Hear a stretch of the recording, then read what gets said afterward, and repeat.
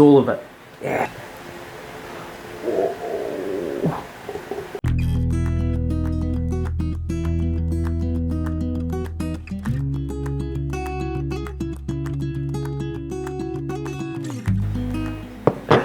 Annyeonghaseyo from Korea. Today we're making Memil-guksu.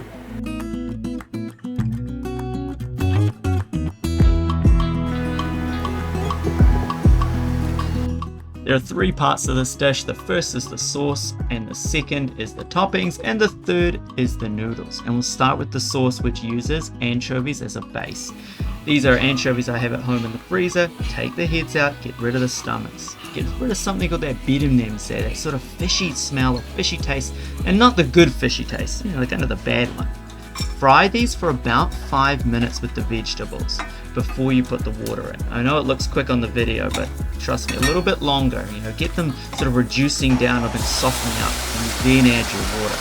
You'll get a much better flavor. Add the soy sauce. Try not to spill it, right? Like I did.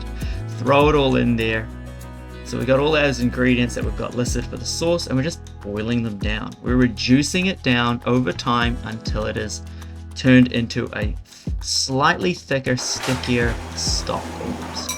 Throw in that dashima. Now you put that in for 15 minutes and then take the dashima out, because too much of that, it'll liquefy, and you don't want that. So get it out of there after 15 minutes. And now keep it cooking. While it's cooking, it's going to cook for another 15 to 20 minutes. Prepare your ingredients. These are the toppings, and hey, look, you don't need to have pickled radish if you don't have it. You don't need to have cucumbers if you don't have it. But it is good to have something pickled, something a bit vinegary, and something fresh. I'm doing nothing to these cucumbers. I'm literally just going to eat them as is, simply because this is a very salty sort of sauce that we're going to make.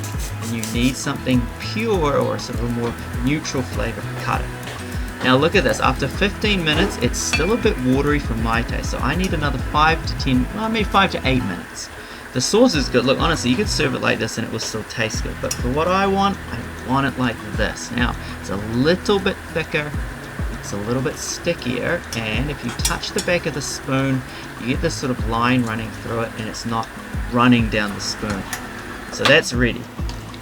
Strain it off, and you can immediately see it once we take get rid of this, get all of it out there, every bit of sauce in you. Tap it, shake it, squish it if you really want. Get that sauce because it's so delicious. And look at it, perfect. A little bit runny, but it's been reduced. All that water that we started has turned into that.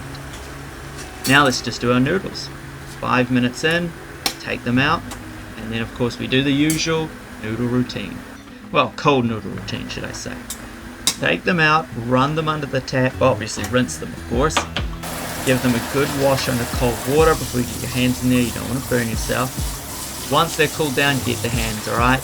Getting rid of the starch, which will give you a better consistency for your noodles.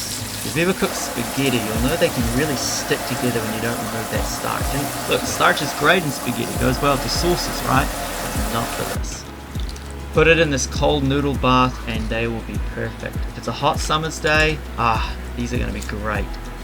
Look, oh yeah, those ice cubes. It was hot in the kitchen today. They melted really quick. Plate it how you want it. As I always say, I love to make it look beautiful, as beautiful as I can do. I'm no artist, but I try my best.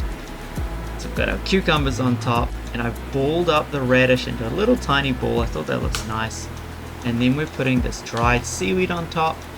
I'm getting this from a bag, as you saw in the ingredients section, but you can also just chop it up. You get like thin leather and just chop it up. Look at that, beautiful. Now let's see how it tastes. As I mentioned earlier, we're going to watch and see as I try to eat this. Maybe it tastes horrible. Let's find out.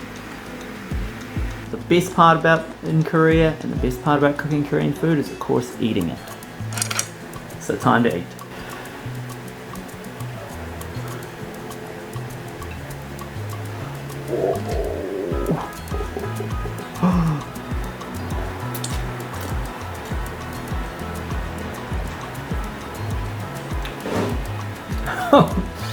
Oh wow. When I was tasting the sauce, I was a little bit worried. It was a tiny bit salty. But as we expected, when you mix it with those noodles, they're chewy, they soak in a bit of the sauce. Plus we've got that radish and the pickle cuts that salt apart And then the cucumber, we didn't salt the cucumber, remember? We kept it fresh, gives it a bit of crunch, keeps that flavor, almost purifies it. It's wonderful.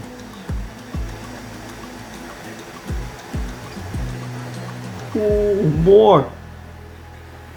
If I get this at a restaurant, I'm going back to that restaurant again. This is fantastic. Cucumber. Oh, let's get it all. Let's use all of it. Yeah. Oh.